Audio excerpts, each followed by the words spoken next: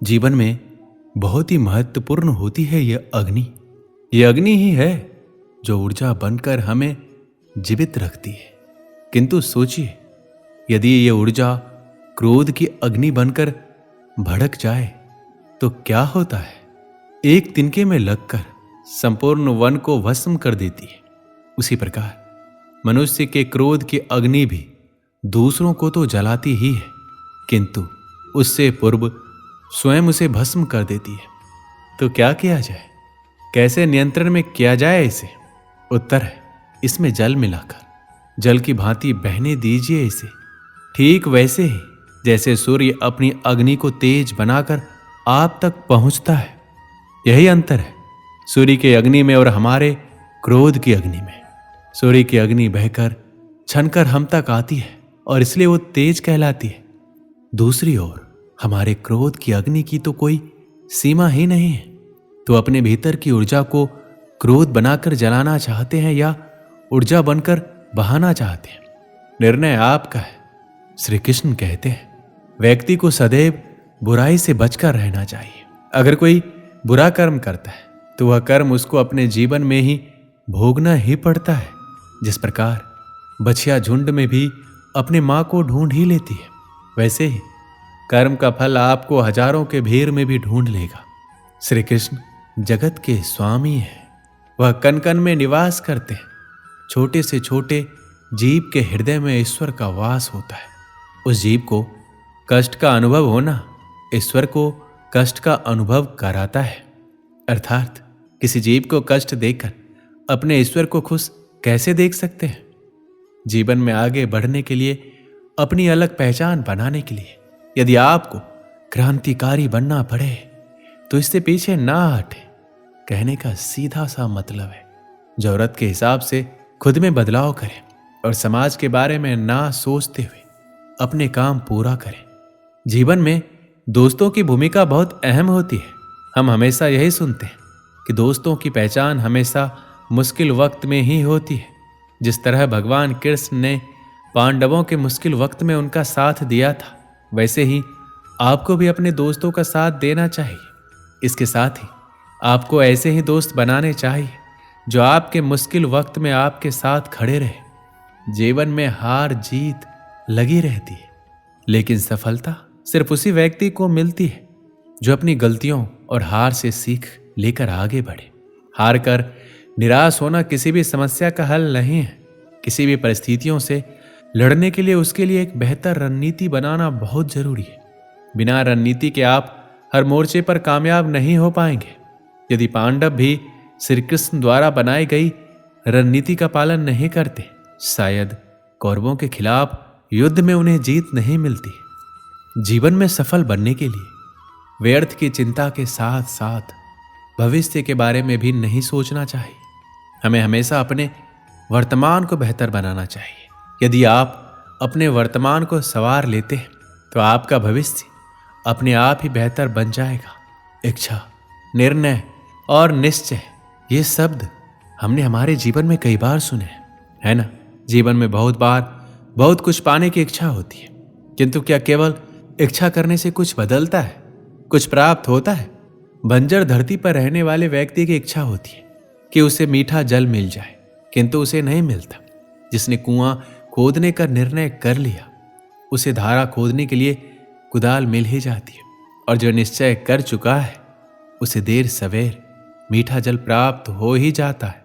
इसलिए जीवन में केवल इच्छा ना करें, निर्णय करें और फिर निश्चित ही सब मिलेगा।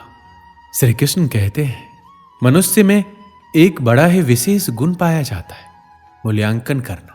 क्या महंगा है, क्या सस्ता है। जिसे खरीदने के लिए अधिक धन लगे, अधिक परिश्रम लगे, वो महंगा।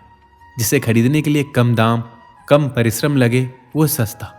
परंतु क्या यही पूर्णतया सत्य है? मान लीजिए आपके सामने एक पात्र है जिसमें जल भरा है और दूसरी तरफ एक सोने का सिक्का। अब बताइए, इन वस्तुओं में अधिक महंगा क्या है? आप कहेंगे, सीधी सी बात है, सोने का सिक्का ही अधिक महंगा होगा। इस सोने के सिक्के से आप ऐसे कई सारे जल के पात्र खरीद सकते हैं। हाँ, ये सत्य है। अब सोचिए, यदि आप किसी मरुस्थल के बीचों बीच फंसे हुए प्यास से तड़प रहे हैं, तब क्या महंगा होगा? तब क्या आप इस एक घूंट जल के लिए अपने जीवन भर की कमाई यूं ही गंवाने के लिए सज्ज हो जाएंगे? स्मरण रखिएगा, जीवन में महंगी या सस्ती वस्तु नहीं, परिस्थिति होती है, और आवश्यकता पड़ने पर जो काम आए उससे अनमोल इस संसार में और कुछ नहीं। अपने महल के सबसे ऊंचे शिखर पर खड़ा व्यक्ति, उसे भी एक भय होता है।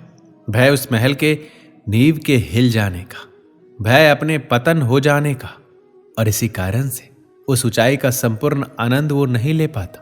किंतु क्या कभी आपने किसी वृक्ष की डाली पर बैठे किसी पंछी को देखा है? उस डाली के हिल जाने से उसे गिर जाने का भय नहीं होता, क्योंकि उसे अपने पंखों पर विश्वास है। इसी प्रकार हम में से अधिकतर लोग किसी न किसी सहायता से ऊंचाई पर पहुंचे हैं, किसी की सहायता से सफलता प्राप्त करते हैं, किंतु सफलता का आनंद केवल वही प्राप्त कर सकते हैं जिन्हें गिरने का भय ना हो। इसलिए किसी की सहायता पर नहीं, किसी के सामर्थ्य पर विश्वास कीजिए। हम जिस मनुष्य पर अति विश्वास करते हैं वही हमारे विरुद्ध षड्यंत्र करते हैं। प्रेम और विश्वास पाने के लिए अवसर मांगे नहीं जाते, अवसर ढूंढकर उस प्रेम और विश्वास को जीता जाता है। स्वार्थ से रिश्ते बनाने की कितनी भी कोशिश करें वो कभी नहीं बनते, और प्रेम से बने रिश्तों को कितना भी तोड़ने की कोशिश करे वो कभी नहीं टूटते। बुरे वक्त में हर कोई भगवान को याद करता है, पर दुनिया में बहुत ही कम लोग हैं जो अपने अच्छे वक्त में भी भगवान को याद करते हैं। संघर्ष करते हुए कभी मत घबराना, क्योंकि संघर्ष के दौरान ये इंसान अकेला होता है। सफलता के बाद तो सारी दुनिया साथ देती है। प्रेम का कोई रूप नहीं होता।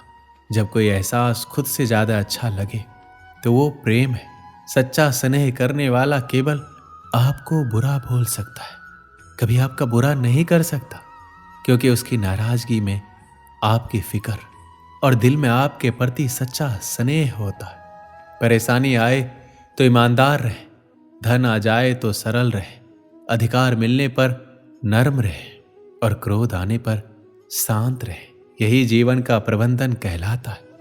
यहाँ सभी के जीवन में मुसीबतें जरूर है, लेकिन जो मुसीबतों से लड़कर आगे बढ़े वही आज की महाभारत का अर्जुन है। गिरने में कोई आपत्ति नहीं है, बस गिरो तो उस बूंद की भांति जो इस संसार को नया जीवन देती है, और उस उठने में कोई अच्छाई नहीं है जिसमें किसी और के कंधों पर पांव रख कर उठा जाए। श्री कृष्ण कहते हैं, मनुष्य की एक विशेष प्रवृत्ति होती है, वह कभी स्वयं से संतुष्ट नहीं रहता, कभी स्वयं से प्रसन्न नहीं रहता।